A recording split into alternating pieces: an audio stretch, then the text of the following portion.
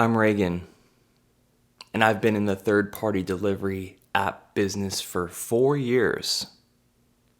And I know, right, the first thing you look at me, you see, and you think, him? What? Right. Well, jobs suck. Most do. And in case you haven't been paying attention, wages haven't risen in forever. And even if they have, it's only been by a couple cents, while billionaires made gargantua amounts of money. In fact, it's been the largest wealth transfer the past 45 years in human history. Yes, about $50 trillion went to the upper class. But this isn't a video about socioeconomics, capitalism, and how it merits the few and impoverishes most. Class warfare. This isn't about that. This is about freedom. Okay? This is about working for yourself. Because that's what it boils down to. Either you're working for yourself or you're working for some other asshole. And like I said, the reason I've been doing this for so long is that I get to work on my schedule. Yes, since 2018, I signed up with DoorDash and Grubhub. I was doing Lyft and Uber on the side, driving actual people, but I ended up sticking with food because people are awful. And just talking about economics alone, as far as wages are concerned, in order to make a living wage, like pay your rent, all your bills, everything, you need to be making at least $15 to $20 an hour, somewhere around that ballpark. 22 is nice.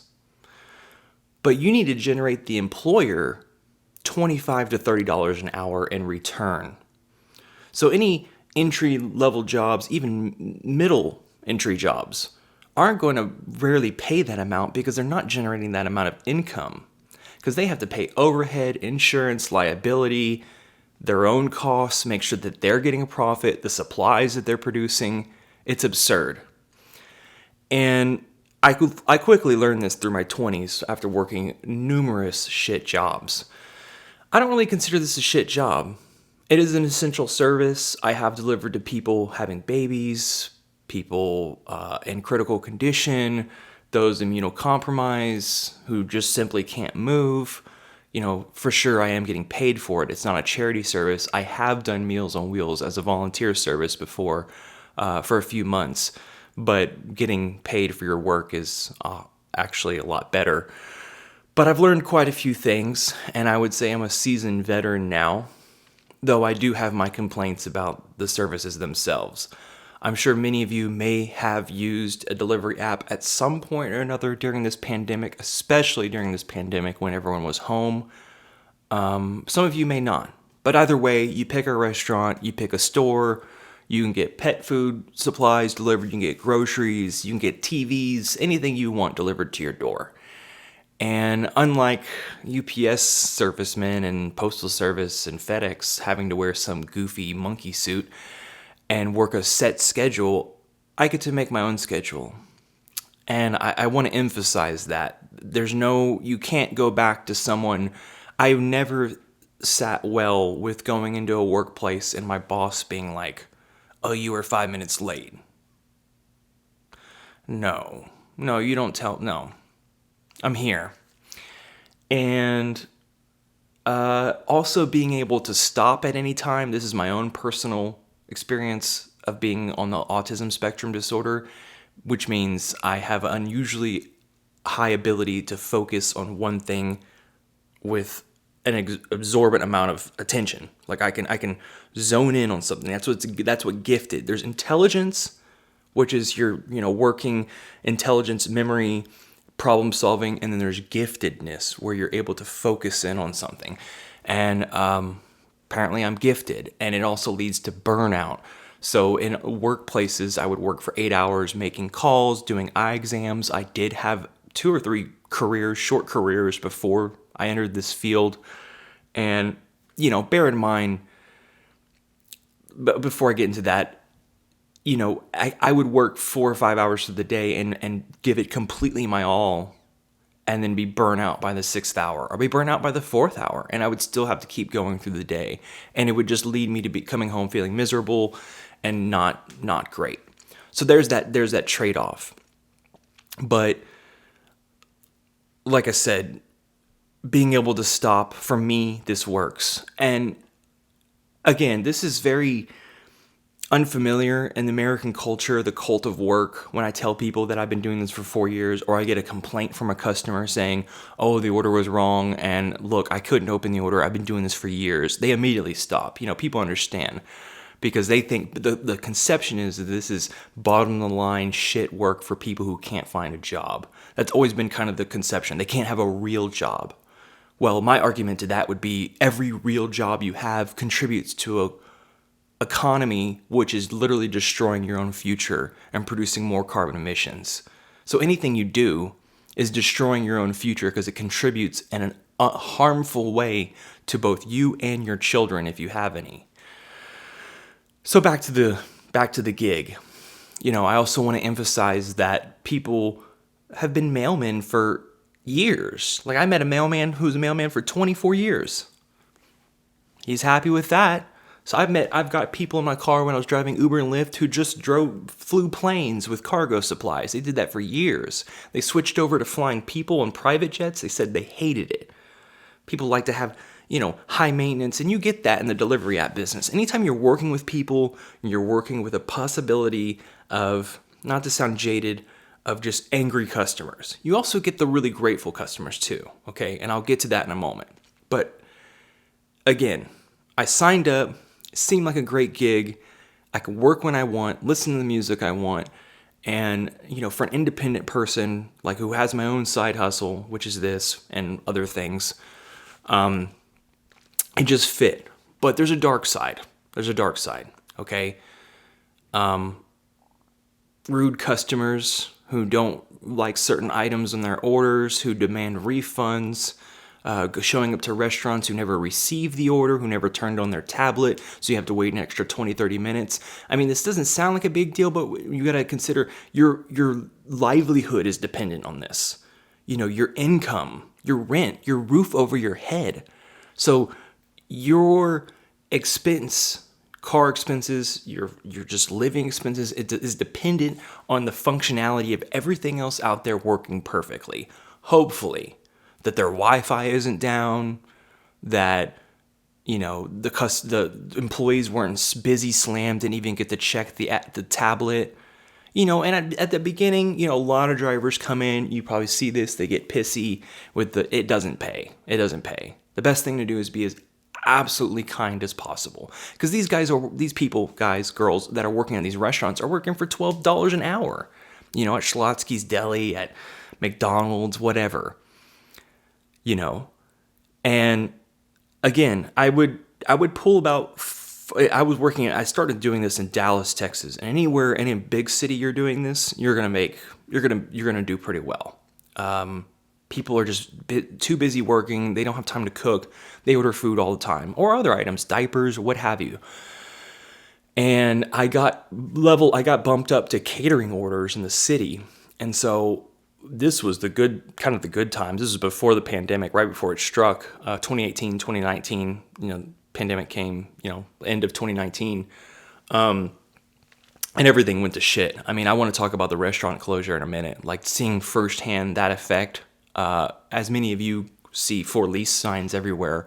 This directly impacted me. So all the people not wearing masks and not vaccinated, you affected me.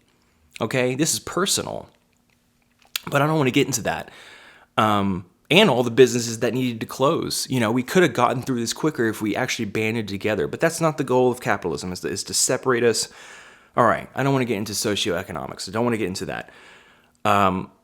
The point is the job itself. I was doing catering. I got leveled up to catering orders, and that was great. But it was also very odd. It was very much the ugly side of capitalism. Like everything you read about, capitalism, like seeing that firsthand. I would deliver to hedge fund firms with young, Ivy League graduate guys, Chads and Brads. I would deliver in there, and they would be in the break room like, "Where's my food?"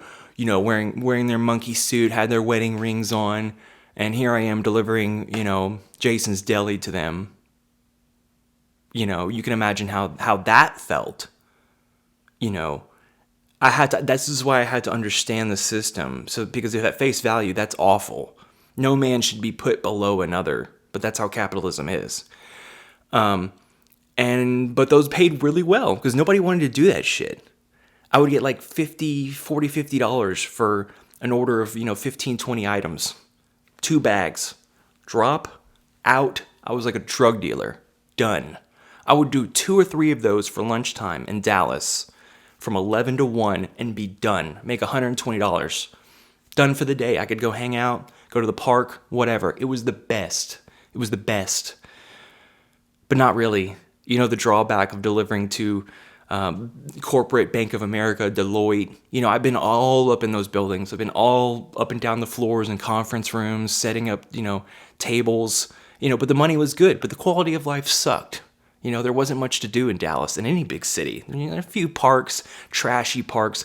It's not too great. And then you're delivering, and then also the inequality. You can watch a couple other YouTubers. There's Jake McCollum. He just moved to Dallas. He's from Texas, and he's living in his car's Prius, and I comment all the time, look at the fucking inequality. It's awful. He's living in a Prius, delivering food to mansions, and it's like, oh, look at these guys. They have like fancy cars. If the cars are out of control, it's like, you realize how fucked you got, young man? From this system, from the boomers who rigged it against you. This is why you got to be living in a car, because rents are astronomical. Don't get me started. Point is, I enjoyed it to keep going with it because working for yourself is priceless. And even when I didn't have those catering orders, I would work from 11 to 1 and then 5 to 7. 4 hours, make $100 for the day. But in the week, I make $500 or $600 working maybe 28 hours, 25 hours. Yes, there is the wear and tear on your car, but that's why you get a cheap, affordable, gas-efficient car. I have a 2012 Honda Fit with 198,000 miles on it now. I got it at 118,000 miles and started doing this whole business. And a few new tires, a new battery, every other oil change. It takes care of itself. It pays for itself with just like 2 or 3 orders. Granted, things change when I move to a smaller town. And let me get back to the orders though. There's Walmart orders. People will come up and it'll say, oh, go pick up 60 items. And this is how evil DoorDash is. Okay, DoorDash, there's so many complaints on YouTube about this. And just if anyone's made it this far, tip your driver handsomely. They are alone in a car in the rain delivering your food. They're not slaves. Okay, they're not slaves. I know no one here acts like that, but there are people out there like that. But DoorDash will come up and say, oh, the order is $6.50, but may include a tip for like 4 or 5 miles. Sometimes for 10 miles. I don't take anything more miles than the cost. So if it's $9 and 9 miles, I usually say no. It needs to be like $10 and 6 miles. It needs to be a difference. Because we're not slaves, and that's what this capitalism system makes you feel like. But then it'll say may include a tip. So they bait you in. So you think, oh, okay, well, maybe I'll grab this. Maybe I might get $9, but maybe I end up delivering it. I only get $7.50, even though it said $6.75 plus a tip. Like, it's rotten. Thankfully, though, Uber and Grubhub is extremely transparent, but the deliveries are usually longer. Like, they're longer far away. But you know exactly what you're getting. Like, it'll come up and say, you'll get $20 to take this item 11 miles to that place. And it works out really well. And the trick, you can't just do DoorDash or any app alone. You can, but you'll be making $18, $20 an hour running crazy on your car, probably making really $15, $16 an hour with expenses and gas taken out, wear and tear.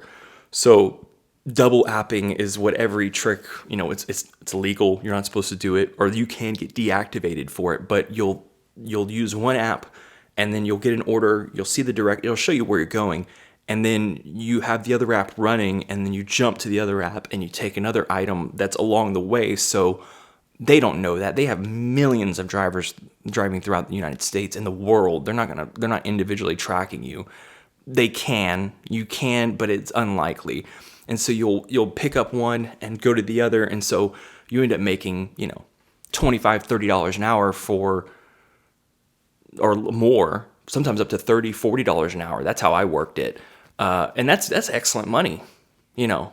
But it's the way you got to work it, and you have to be sharp. You have to be able to juggle app switching, driving, lights, coordination. I mean, it requires full thought. This is entry level work, but to really make money, you know, it's the more you put into it. And all these videos about young people, you know, oh, I made $10,000 this week. That's insane. Okay, don't believe all this bullshit that you see online that are like, oh, you can make so much money.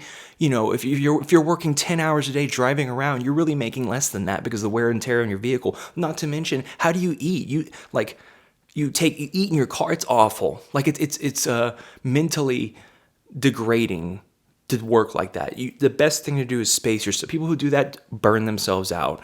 You space it out, and you go to the rich parts of town. Only the rich restaurants. I reject like 95% of orders. I just let them slide through because they're dog shit. People literally take $2.50, $3 orders. Hey, go to Burger King for $3, drive 8 miles and deliver it to somebody. Like I get like probably 60 offers, pings on my phone a day like that. People are this awful, which means people are taking this. This is the level that we stoop to. Like, however bad you think the economy was, it's worse than bad. Okay, it rolls down all the business closures. So back to, you know, the job itself.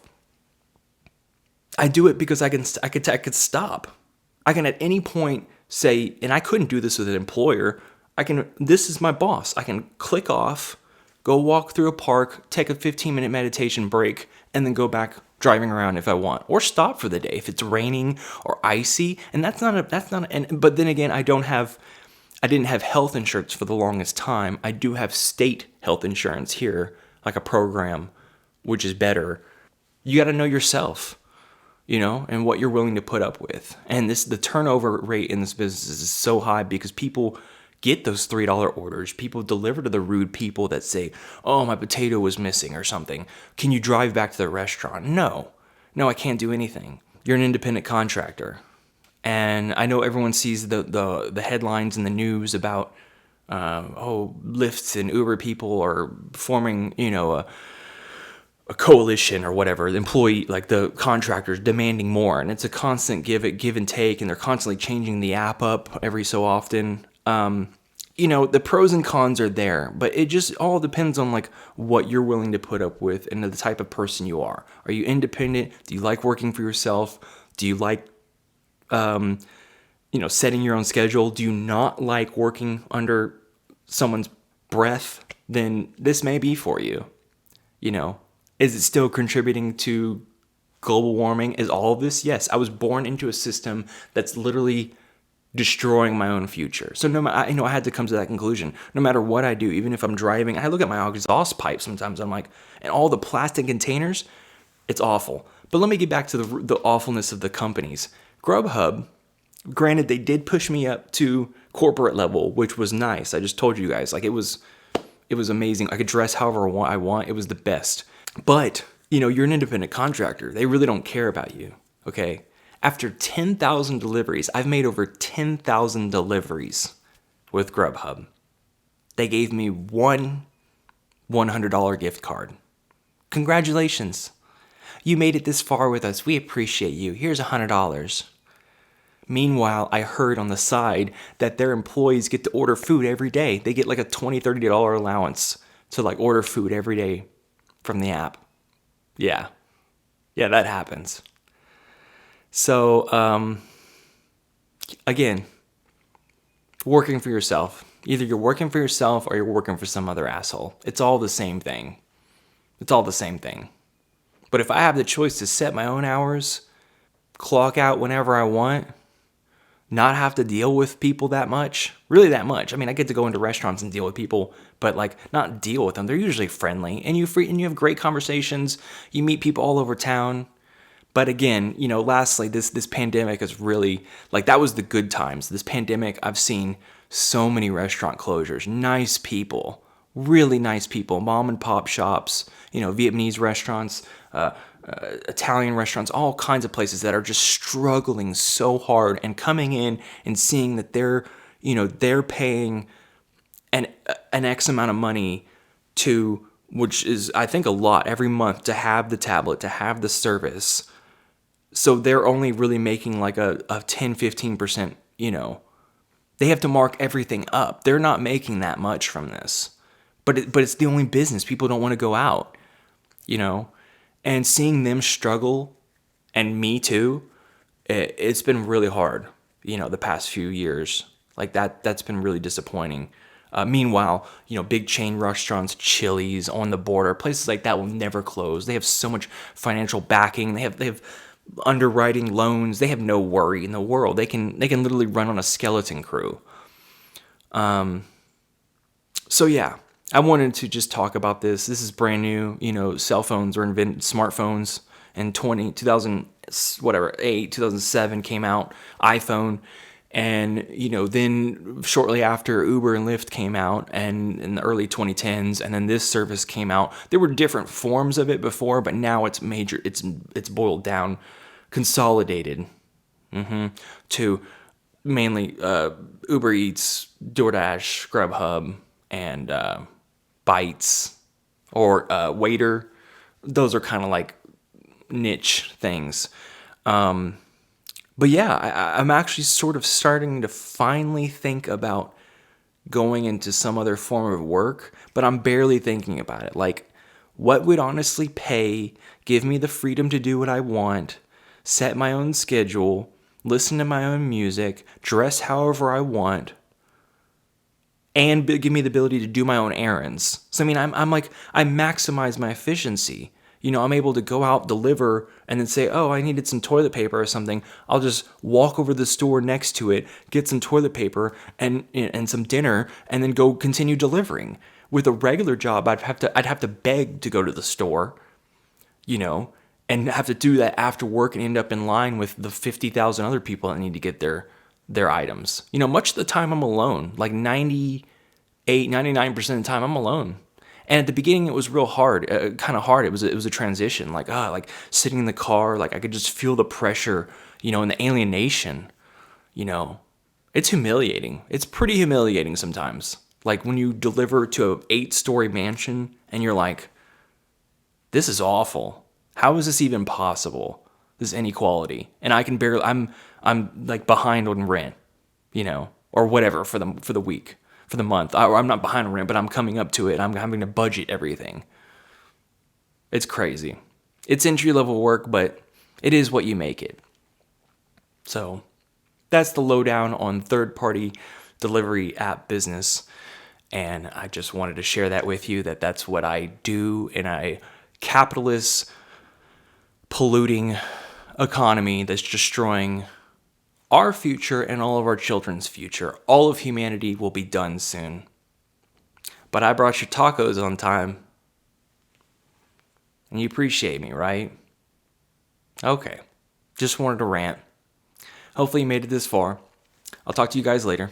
Peace.